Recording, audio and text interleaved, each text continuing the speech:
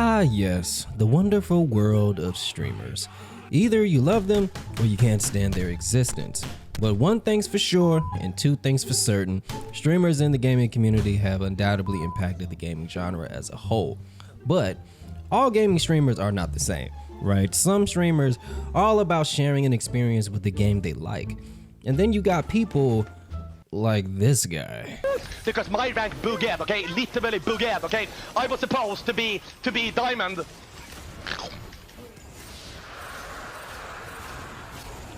Asraf Gulala, Bismillah, Shmuzo Willampala. What the hell is even that? So in this video, we are going to be taking a look at a very specific and particular species of the streaming community, and that is the tryhard. Before we dive into this, you guys know what to do. Hit that like button and slap that subscribe button for your boy. Welcome to the channel if you're new. Hope you stick around. It's a good time, I promise. And also, hey, we are now monetized, or at least halfway monetized, man. So if you guys want to further support the boy, okay, and support the channel beyond your valuable views and your valuable likes on the like button, yo, give us a super thanks, man, and we'll appreciate that. And show up for our Sunday streams. We streamed every Sunday. Give a super chat, hang out. Hey, but without further ado, let's go ahead and get into this reaction video. Streamers really ruin gaming, or are you just trash? In this video, I'm gonna talk about gaming before streaming was popular and gaming after streaming became popular, and by the end of this video, you'll have an answer on if streaming really ruined gaming or not. Now, a few months ago, I was actually scrolling through Twitter and I saw this tweet right here that says, "Dominating blue-collar workers in BattleBit." If you don't know what BattleBit is, well, it's basically like Battlefield and Roblox, and this is pretty much the whole clip.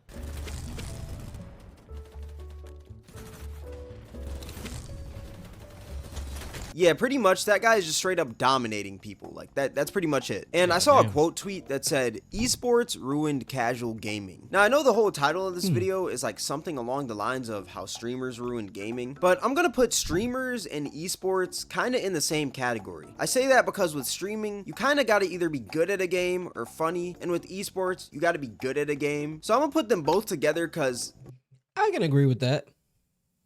I can agree with that, right?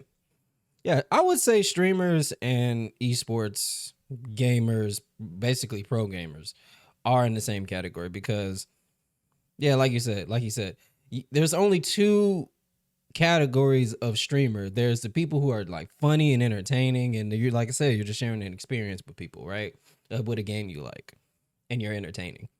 Or you are one of the sweatiest, most try-hard, you just have to be going hardcore 100% the whole time. You're just trying to be the best of the best in the entire lobby, no matter what game it is.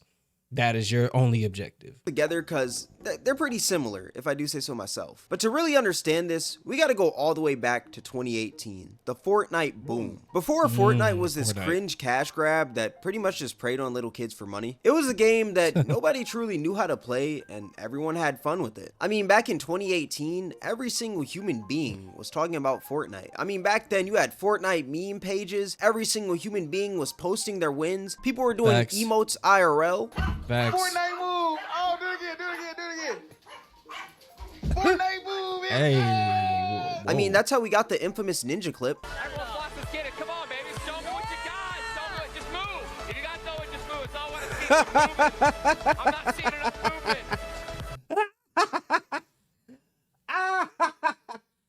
Oh my God. Since Fortnite was so popular, one thing that also became popular because of Fortnite was streaming. Back then, Twitch was like pretty niche, but I'd say that Fortnite made Twitch more mainstream. And you may be asking, why did people go to Twitch and not YouTube? Well, the thing about YouTube is that a lot of YouTube videos are edited, and some people, they may be good on YouTube, but it's like on Twitch. Twitch is live, Twitch is raw. So if you lose, like people are gonna see you lose, and if you win, people are gonna see you win. And that's why Twitch was so popular.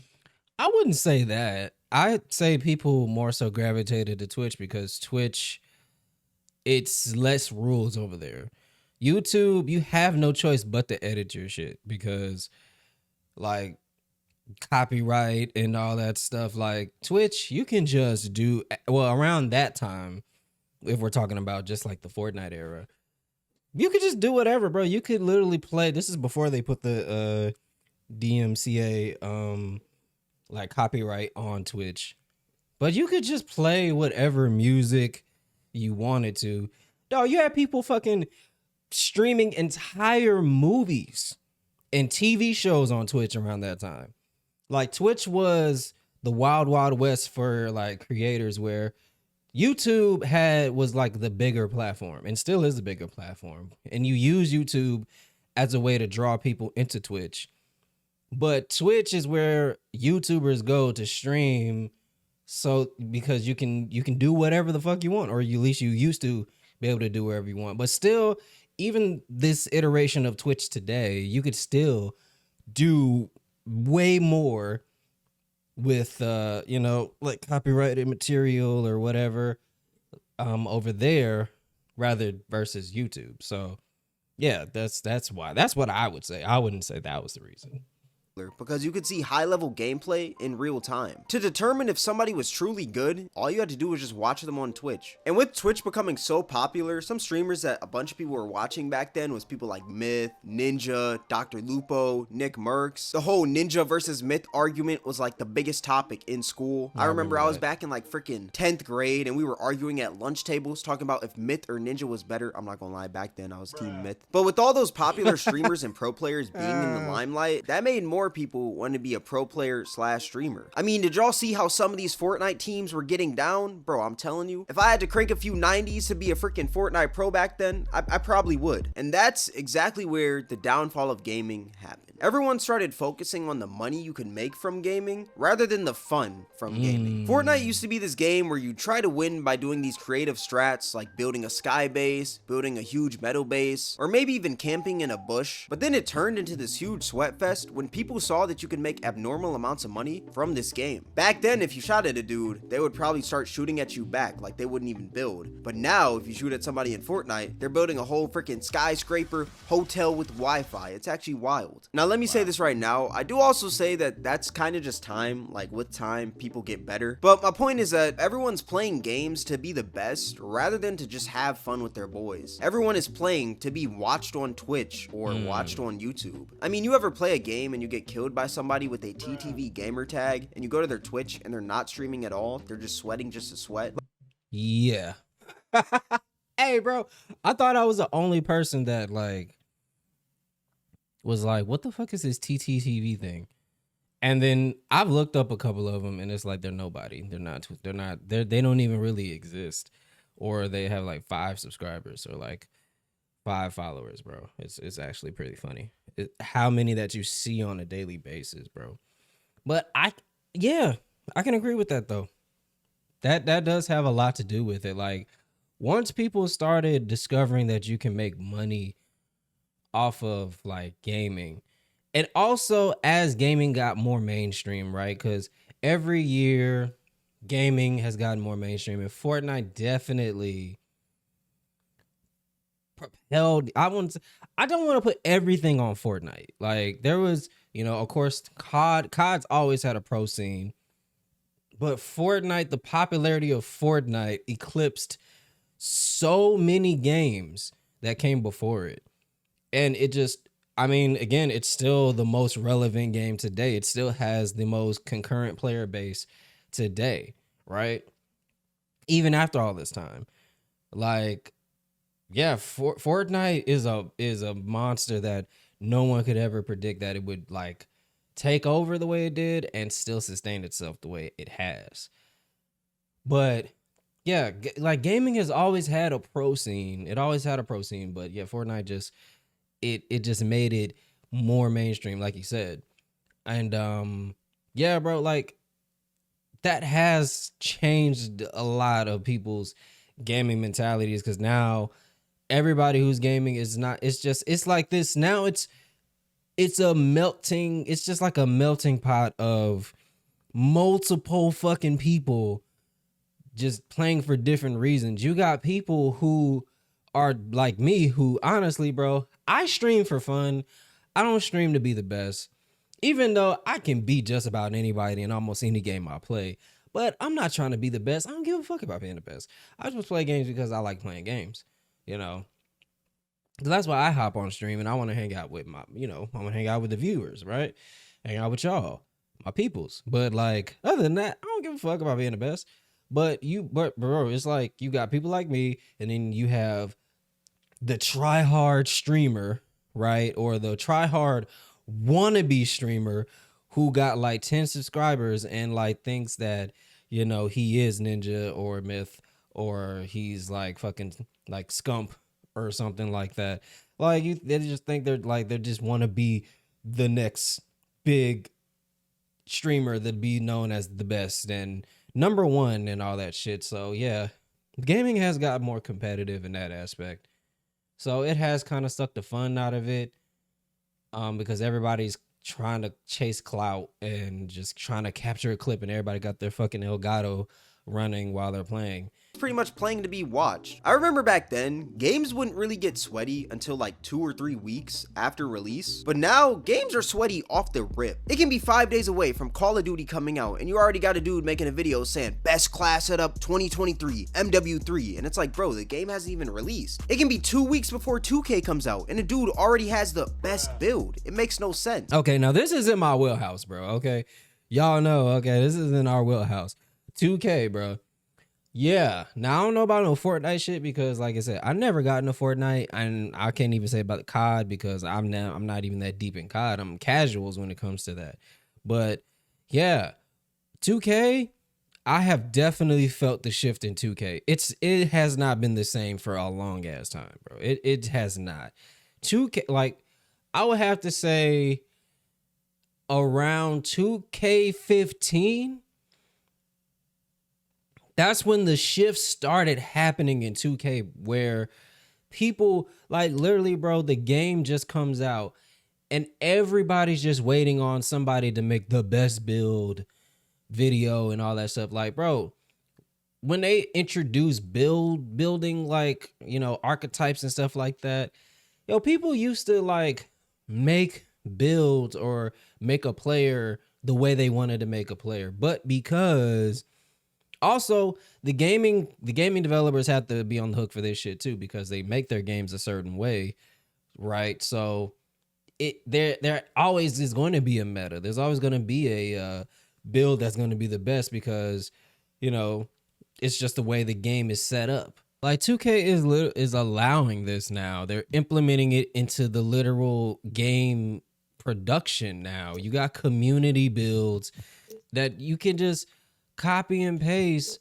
off of whatever a YouTube creator or streamers build. Like, it's just, look at this. Look at all this. These are just copy and paste builds from just like creators. It's so fucking weird. It's so fucking weird. It's like, bro, it just takes away everything from the originality of what character creation is supposed to be. You're playing 5-10 straight games of the same play style every single game. It's actually hilarious. Everybody like plays the same on 2K, and it's just, bro, it's just definitely has affected the quality of gameplay, in my opinion. But that's just me. I'm a professional 2K complainer, so.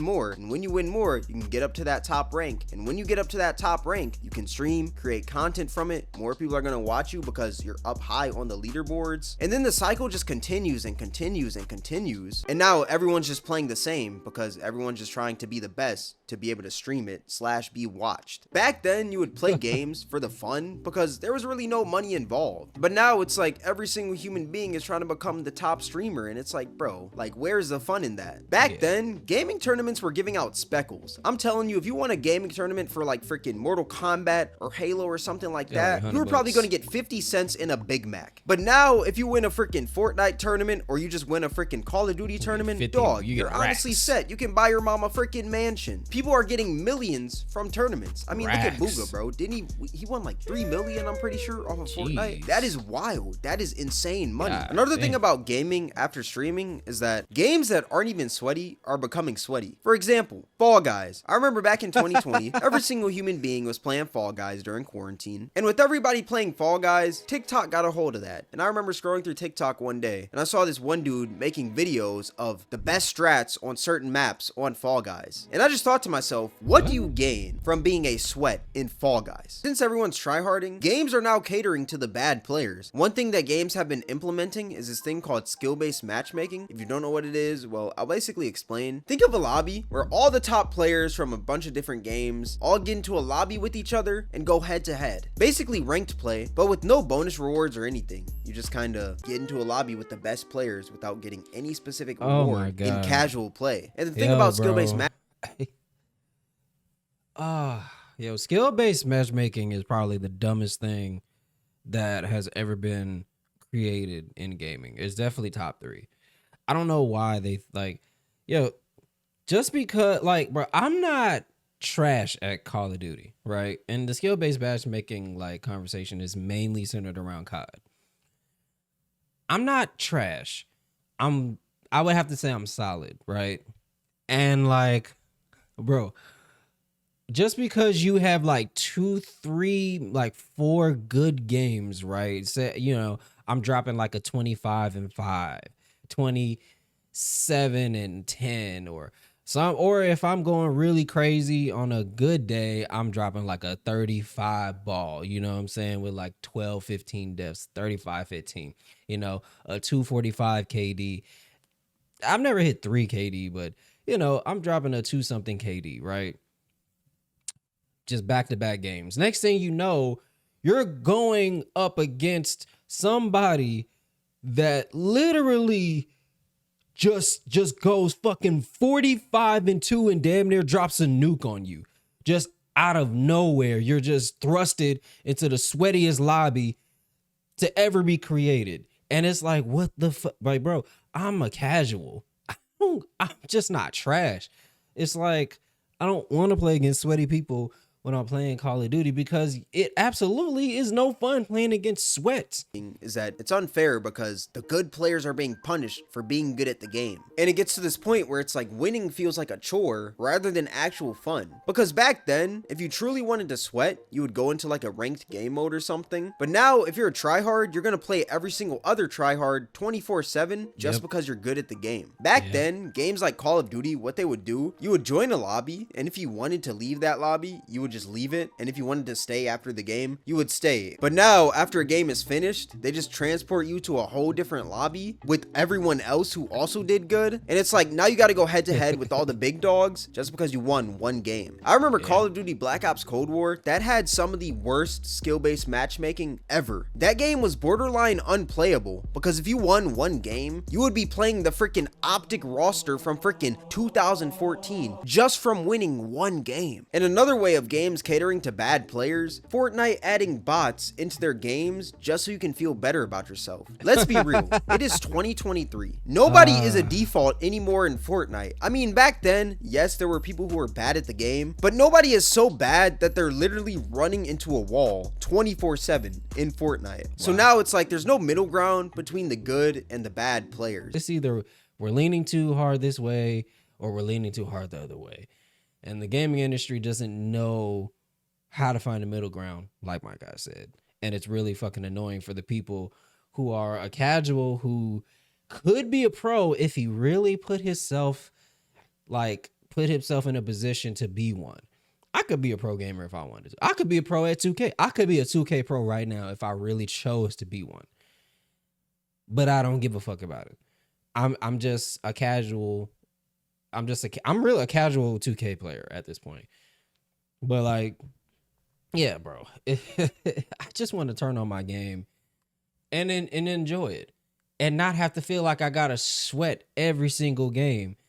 And in terms of 2K, I have to sweat every single game, and then I got to deal with getting trash talk from 50-year-olds or fucking stupid ass 18-year-olds who had their mommy buy them a PlayStation 5 or whatever and tell me I'm stupid because I'm on Xbox and I dropped you off. Bro, it's just bro, It's a video game. It's not real buckets. Who cares? There's actually this tweet by FaZe Sway that says, "The downfall of video games started when kids complained about people being good at the game. I remember when I was a kid and saw a Master Prestige in COD, I didn't tell him to take a shower or go outside. I sent that MF a friend request." And that's facts. Instead of actually putting in the work to be good, Facts. a lot of people just sit there and complain, and now games are kind of catering to them. But one game that I say that kind of bridged the middle ground between the really good players and the really bad players is Street Fighter 6. One thing that Street Fighter 6 did, they added wouldn't know. I something haven't called played it modern yet. controls and classic controls. Classic controls, basically you have to do more to push out a combo, and if you do that successfully, then that combo does more damage. But if you play modern controls, you only hit square or something and it'll do a full combo, and those combos do less damage. So it kind of bridges the gap between good and bad players. But that's a whole fighting game. How can this be fixed in like games that are like FPS or something like that? In my honest opinion, I say that FPS games should just go back to like the regular lobbies, you know? Back then, you could join a lobby, scope out the lobby, see who's like the freaking best players and stuff. And if they were a little too good for your level, you could leave if you wanted to. Like, I don't think that you should be transported into the freaking universe of the top 12 Call of Duty Masters after you win one game. I feel like there should always be that option to stay if you want to stay or leave if you want to leave. There was nothing wrong with those lobbies back then. It's just like games just wanted to cater to the bad players, you know? So it's honestly just like gaming is just honestly a huge sweat fest. And that rounds back to like the ultimate question of this video. Did streamers really ruin gaming? In my honest opinion, yes. I 1000% believe that streamers in esports ruined gaming, because there is no reason why people should be sweating at a game where you literally farm cabbages. How do you even sweat in Farming Simulator? And that's it for the video, man. You know, shouts out to my guy